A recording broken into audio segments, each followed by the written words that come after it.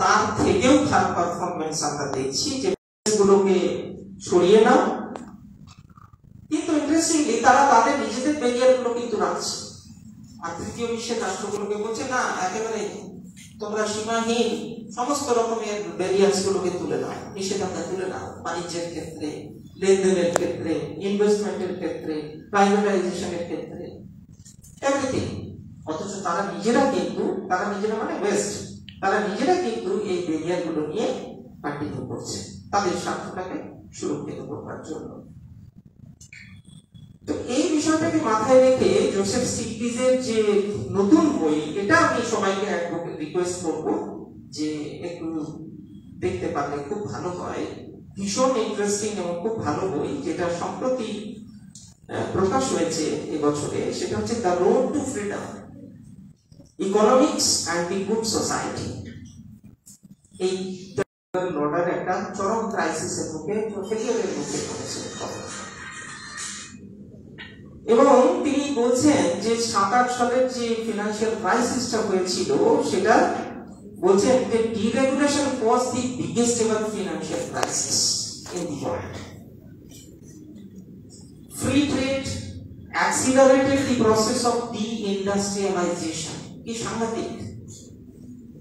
যে মুক্ত বাণিজ্য, যেটা আমরা প্রেসারাইজ করছিলাম সারা বিশ্বকে, যে মুক্ত বাণিজ্যের দরজা খুলে দাও, সেখানে বলা হচ্ছে যে এটা ডি-ইন্ডাস্ট্রিয়ালাইজেশনটাকে আরো বেশি করে।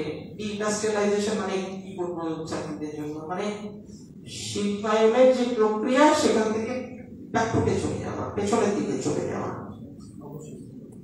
হ্যাঁ, এবং ইন দ্য প্রসেস যে ট্রান্সন্যাশনাল এবং মাল্টিন্যাশনাল কর্পোরেশনস রয়েছে, তারা তাদের চরম এক্সপ্লয়টেশনটাকে চরম জায়গায় নিয়ে যাচ্ছে, সেই সুযোগটাকে কাজে লাগিয়ে। আমার কাছে ইম্পর্টেন্ট মনে হয়েছে সেটা হচ্ছে যে economic and political freedoms are inseparable. ওই যে একটা জায়গায় আমি আলোচনা করতে গিয়ে বললাম যে ইকোনমিক ডোমেনটা সোসাইটি এবং অন্য ডোমেন থেকে সম্পূর্ণ আলাদা, কিন্তু স্টিগলিজ বলছেন না, কোনোভাবেই ইকোনমিক পলিটিক্যাল ফ্রিডম বা সোসাইটি এটাকে কিন্তু আলাদা করে দেখাটা ঠিক হবে না। কেন হবে না? তিনি বলছেন the right to vote makes no sense to a starving person। Vote দেওয়ার গুরুত্বটা একজন ব্যক্তি, একজন ভিক্ষুক যে খেতেই পারছে না, তার কাছে কি কতটা গুরুত্বপূর্ণ হতে পারে? It makes no sense to him। এবং পাশাপাশি তিনি বলছেন যে our social problems are not the outcome of laws of nature or economics। Mind একটু মনোযোগ দিয়ে একটুখানি শুনুন প্লিজ এই লাস্ট পার্টটা, যে our social problems are not the outcome of laws of nature or economics, rather they are the result of rules and regulations governing the economy। অর্থাৎ আমাদের চারিদিকে আছে সমাজের মধ্যে, সারা বিশ্ব জুড়ে অর্থনৈতিক ক্ষেত্রে, সামাজিক ক্ষেত্রে যে সমস্যা তৈরি হচ্ছে, এবং সেগুলোর মূল কারণ হচ্ছে যে এই অর্থনৈতিক ব্যবস্থা, যেটা বাস্তবে কার্যকর হয়েছে। সুতরাং এই সমস্ত বিষয়গুলোকে মাথায় রেখে আমি কনক্লুডিং পার্টে যেটা বলে আমার বক্তব্যটা শেষ করব, সেটা হচ্ছে যে নিও লিবারালিজম হচ্ছে একটা ফলো কনসেপ্ট, যেটা ট্রান্সপারেন্ট হচ্ছে, যেটা ক্লিয়ার হচ্ছে, এবং পাশাপাশি বলা হচ্ছে যে it is inefficient to address the rising global economic challenges. পৃথিবীর যে ক্রমবর্ধমান যে অর্থনৈতিক সমস্যা তৈরি হচ্ছে সারা পৃথিবীতে, এবং তার সঙ্গে সঙ্গে it gives birth to stark inequalities, বৈষম্যটাকে বাড়িয়ে দিচ্ছে সারা পৃথিবীতে। সুতরাং neoliberal ideology faces the biggest ever unsurmountable crisis from within। অর্থাৎ নয়া উদারনীতিবাদী যে কাঠামো, যে ফ্রেমওয়ার্ক, সেটা নিজেই নিজের একটা ক্রাইসিসের মধ্যে পড়ে গেছে। তাকে বাইরে থেকে অন্য কোনো মতাদর্শ, অন্য কোনো ফোর্স সেটাকে ডিস্ট্রয় করতে হয়নি, তারা নিজেরাই নিজেদের জালে জড়িয়ে পড়েছে। এবং ফাইনালি জাস্ট একটা স্টেটমেন্ট দিয়ে আমি এই জায়গাটাকে শেষ করব, সেটা হচ্ছে যে গ্লোবাল অর্ডার এর সঙ্গে যেখান থেকে আলোচনাটা শুরু করেছিলাম, গ্লোবাল অর্ডার এবং নিউ লিবারালিজম, এই দুয়ের মধ্যে যে যোগসূত্রের জায়গাটা, এবং সেটা বলতে গিয়ে ফাইনালি আমি তাহলে নিউ লিবারালিজমকে কিভাবে ব্যাখ্যা করব, সেটা হচ্ছে যে এটা হচ্ছে একটা কন্ট্রোভার্সিয়াল টার্ম, এটা একটা ইনকোহেরেন্ট কনসেপ্ট, যেটার মধ্যে সামঞ্জস্যের অভাব রয়েছে, এবং ক্রাইসিস রিডেন টার্ম, এই শব্দগুলো কিন্তু আমি নিজে ব্যবহার করিনি, এটা ব্যবহার করেছেন Rajesh Venugopal. Neoliberalism as a concept একটা লেখা তিনি লিখেছেন ইকোনমি অ্যান্ড সোসাইটি এই জার্নালে, যেখানে এই রাজেশ ভেনুগোপাল তিনি নিওলিবারালিজমকে ব্যাখ্যা করতে গিয়ে তিনি বলছেন it is controversial, incoherent and crisis ridden term. তো সব মিলিয়ে ফাইনাল কনক্লুশনে যেটা বলবো সেটা হচ্ছে যে বিশ্ব ব্যবস্থা আজকে যে একটা চরম ক্রাইসিসের মধ্যে দিয়ে আমরা যাচ্ছি, সারা পৃথিবীতে একটা বিশৃঙ্খল পরিস্থিতির মধ্যে we are trying to find out order in anarchy, anarchyর মধ্যে আমরা অর্ডার খোঁজার চেষ্টা করছি, তার মূল, তার ফাউন্ডেশন, তার ফান্ডামেন্টাল প্রসেস গুলো কোথায় নিহিত রয়েছে, সেটা হচ্ছে নিউ লিবারাল ফ্রেমওয়ার্কের মধ্যে। আমরা যদি ইউক্রেন যুদ্ধ, রাশিয়ার সঙ্গে ইউক্রেনের যুদ্ধের কথা দেখি, আজকে মিডল ইস্টের যে ক্রাইসিস, ইসরায়েলের সঙ্গে প্যালেস্টাইন এবং প্রতিবেশী রাষ্ট্রগুলোর যে একটা চরম একটা যুদ্ধর মতন পরিস্থিতি তৈরি হয়েছে, এবং তার পাশাপাশি সারা পৃথিবীতে যে সামাজিক অর্থনৈতিক দিক থেকে আমি সেই জায়গাগুলো যাচ্ছি না, migration, human rights, global warming, এই প্রত্যেকটা বিষয় আপনারা লক্ষ্য করুন, এই ঘুরে ফিরে কিন্তু নিওলিবারাল কাঠামোর জন্যই এগুলো আরো বেশি করে ক্রাইসিসের মধ্যে আমাদের বিশ্বকে ঠেলে দিচ্ছে। এই বলেই আমি আমার বক্তব্যটা শেষ করলাম। Thank you one and all for giving me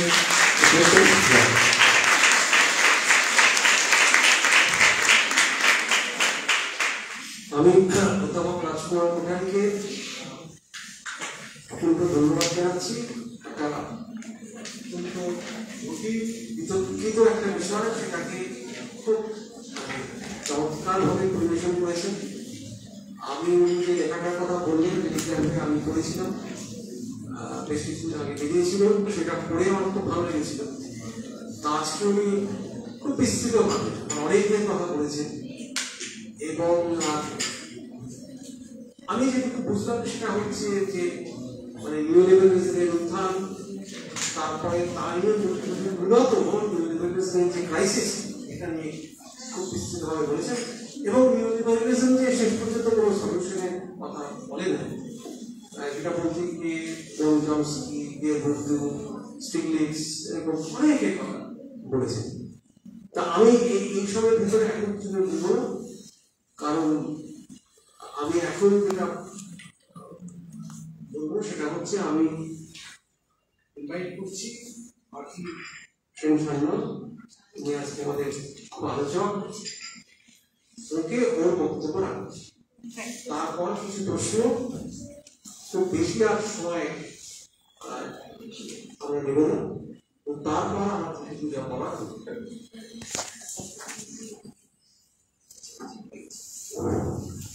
সবাই জেগে উঠুন। স্যারের বক্তৃতার পর, মানে তার কিনোট অ্যাড্রেসের পর অনেকেই মাথায় বোঝা যাচ্ছে বেশ ভারী একটা বক্তৃতা ছিল, বেশ একটু হালকা করে। ওনার বক্তব্য থেকে 3-4টে উপাদান একটু আমরা বের করে নিই। একটা হচ্ছে যে আমাদের এই যে সবসময় ভালো মধ্যে দিয়ে আমরা কি শিখলাম এবং কোন নতুন পথে এগিয়ে যেতে চাইছি। তো through this allocation of resources, what is the purpose? আমাদের লক্ষ্য কি? লক্ষ্যটা হচ্ছে আরো উন্নত জীবনযাপন এবং মোর ফ্রিডম, তাই তো? বারবার এই কথাটা কিন্তু ফিরে এসেছে। freedom of state, freedom of individuals, তার মধ্যে state এবং individual এর power sharing এর manipulation, এই পুরো জিনিসটাই বারবার আলোচনার মধ্যে দিয়ে উঠে এসেছে। So the evolution of the idea from liberalism to post-liberalism to neoliberalism to post-neoliberalism. আমি যে জায়গাটা একটু add on করতে চাইছি সেটা হচ্ছে how do we visualize sustainable development through the framework of neoliberalism. Because we all know the new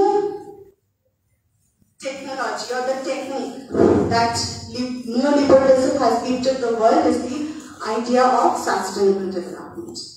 এবং বাকি জায়গাগুলো এতটাই ক্রিটিসাইজড, এতটাই সমালোচিত, এই জায়গাটা নিয়ে এখন সারা বিশ্ব তোলপাড় চলছে। We are all thinking about the various sustainable development goals to ensure better quality of lifestyle, to ensure the better allocation of resources. কারণ আমরা বারবার আলোচনার মধ্যে দিয়ে দেখেছি there has been a constant criticism that the resources have been misused, utilized, over exploitation of resources, over exploitation of human resources and natural resources. So what is the way ahead? Can we really justify this new framework of sustainable development through the lens of neoliberalism? Before entering into that, I'll just mention a few of the writers who have emphasized upon this concept of sustainable development, how they have come up with their ideas. Henry Farrell and Abraham Newman have come up with the idea of weaponized interdependence. Weaponized interdependence, we all know, neoliberalism has taught us how to be interdependent, to for greater qualitative survival of the fittest. So how we can be more interconnected, more interdependent, আরো একে অপরকে আঁকড়ে বেঁচে থাকা, যাতে আমরা আরেকটু ভালো জীবনযাপনের দিকে এগিয়ে যেতে পারি। We are also confronting the Russia-Ukraine war, as mentioned by Sir. That is also something, a conflict that is revolving around the sharing of resource, the idea of sharing of resource. So they have come up with the idea that it is actually weaponized interdependence. When he argues the so-called free market has been manipulated by powerful interests to the detriment of the broader public. And now, what are the key areas which the post-neoliberals are claiming needs more attention? That is on banking, on finance, on housing. We are all aware of the incident of the failure of Yes Bank. And what was the cause behind the failure of the Yes Bank in America? It was, any idea? Can Yes Bank fail করেছিল আমেরিকাতে? What was the reason? Because people were not capable of giving back, or what the rate they had taken from the bank, giving back the money to the bank. That caused the failure of such a big organization, financial organization. So, what solution they are providing, the neoliberals are providing? They are coming up with the idea of Green New Deal. What are the core principles of this? It combines environmental sustainability with economic